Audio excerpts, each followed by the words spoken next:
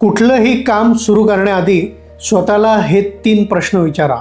का करतोय, परिणाम काय होतील आणि मी याच्यात यशस्वी होईल का.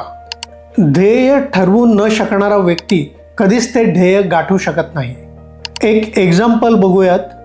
आज रिटायर्ड फॅमिलीचा खर्च जर 40,000 रुपये असेल तर 8% इन्फ्लेशनने दर 9 वर्षाने हा खर्च दुप्पट होणार आहे.